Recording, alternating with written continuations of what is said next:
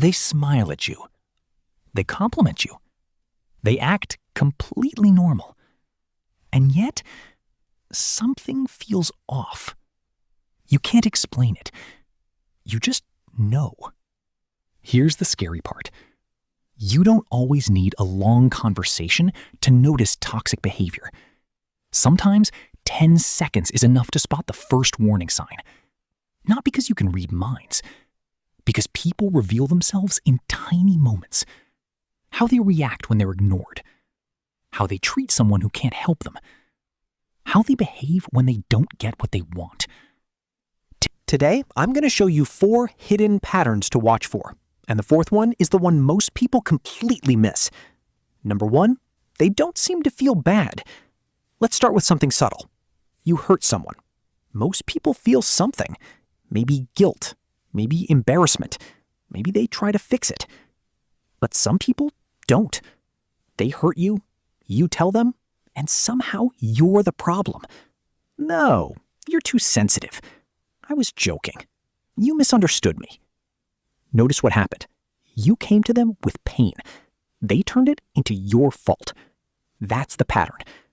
Certain dark personality traits can involve low empathy, low remorse, or a willingness to hurt others without much concern for the consequences. And no, that doesn't mean someone is a psychopath because they forgot to apologize once. We're looking for a pattern. Here's the test. Watch what happens when you calmly tell someone, "That hurt me." A healthy person may disagree, but they usually care that you're hurt. A toxic person may care more about escaping blame than understanding the damage. And that's your first warning sign. Number 2, they treat people like chess pieces. The second sign is more calculated. They don't just want something. They study how to get it. They remember who has influence, who can help them, who can't, who they need to impress, and who they can ignore. This is where the trait called Machiavellianism comes in. Forget the complicated word. Think people become tools. And here's where gossip becomes dangerous. They tell you something private about someone else. You feel special. You think, wow, they really trust me. But ask yourself, why are they telling me this? Because tomorrow, they may be telling someone else about you. Here's a simple test. Listen to how someone talks about people who aren't in the room. Do they show empathy? Or are they constantly judging, exposing, manipulating, and collecting information?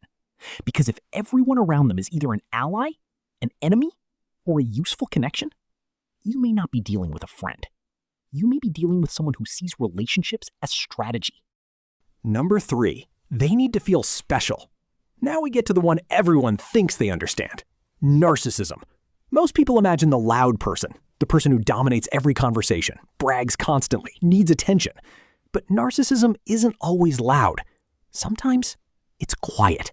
Sometimes it looks like insecurity, constantly needing reassurance, feeling ignored, feeling rejected, taking everything personally, and secretly believing, I deserve more than everyone else. There can be different ways narcissistic traits show up. One person demands attention. Another constantly demands reassurance. But the core pattern can be similar. Their emotional world keeps revolving around them. Here's where it gets interesting. Watch what happens when you stop giving them attention. You don't reply immediately. You disagree. You praise someone else. You set a boundary. Suddenly, their entire personality changes. The charm disappears. The guilt trip begins. The silent treatment starts. Or they become angry. That's the part people miss. The real test isn't how someone treats you when you're giving them what they want. It's how they treat you when you don't. Number 4, they get a little happier when you feel worse. This one is darker and much easier to miss. Imagine you're embarrassed. Everyone knows you're uncomfortable. Most people naturally pull back. But this person, they keep going. One more joke, one more comment, one more little jab. Then they watch your reaction. And sometimes they smile. This can be linked to sadistic traits, taking pleasure in another person's discomfort or suffering. And it doesn't have to look extreme. It can be incredibly subtle. The coworker who keeps embarrassing you in front of everyone. The friend who knows exactly what insecurity to mention. The person who says something cruel, then hides behind, relax, I'm just joking. Here's the question to remember. Does your pain make them stop or make them continue? Because someone can make a mistake. Someone can say something insensitive. But if they notice you're hurting and seem to enjoy pushing harder, that's a very different pattern. Now let's put everything together. You don't need to diagnose anyone. You don't need to psychoanalyze them. Just watch. For about 10 seconds, look for 3 things. 1, words and emotions don't match.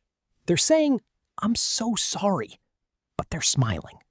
Or they're telling a sad story while looking strangely amused. One moment means nothing. Repeated mismatches are worth noticing. 2, watch the people they don't need. A waiter, a receptionist, a junior employee, a stranger. Someone who has nothing to offer them. That's where the mask can slip, because anyone can be charming when they want something. 3, watch what happens when they hear no. This is the biggest one. Say no. Set a small boundary. Disagree. And watch. Do they respect it? Or do they punish you for it?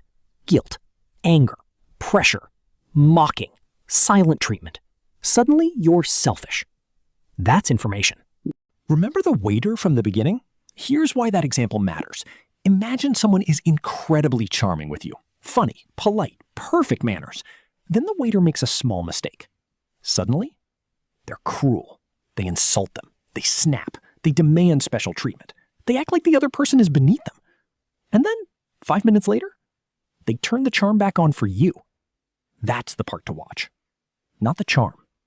The switch. Anyone can perform kindness when it benefits them. Character shows up when there is nothing to gain. So don't just watch how someone treats you. Watch how they treat people who have less power than they do. Here's the uncomfortable truth. Toxic people don't always look toxic. If they did, you'd leave immediately. Sometimes they're incredibly charming, funny, generous, supportive, and then they hurt you. You confront them. They apologize. Everything gets better. So you stay. Then it happens again and again. That's how the cycle works. Not constant cruelty, intermittent kindness. Just enough good moments to make you question the bad ones. You start thinking, maybe I misunderstood. Maybe they're stressed. Maybe they'll change. And sometimes people really do change. But don't judge someone by their promises. Judge them by their repeated behavior. So how do you protect yourself? You don't need to prove someone is a narcissist. You don't need to diagnose them. And you definitely don't need to win an argument with them. You just need to notice the pattern. Ask yourself, do they respect boundaries? Do they take responsibility? Do they treat weaker people with respect? Do their actions match their words? Do they become cruel when they don't get what they want? And most importantly, how do I feel after spending time with this person? Confused? Guilty? Drained? Always walking on eggshells? One feeling means nothing, but a repeated pattern means something. So remember the 4 signs: low remorse, manipulation, entitlement, enjoying your discomfort. But don't use these signs to label everyone you dislike. Use them to recognize patterns. Because the goal isn't to become paranoid, it's to become observant. Don't judge people by their charm. Watch the pattern. Watch the switch. Watch how they react to no. And watch how they treat people who can't do anything for them. Because sometimes, the person you should be watching isn't the one smiling at you. It's the one who changes the moment they don't get what they want. If you want to understand manipulation before it happens to you, subscribe. Life Fixed.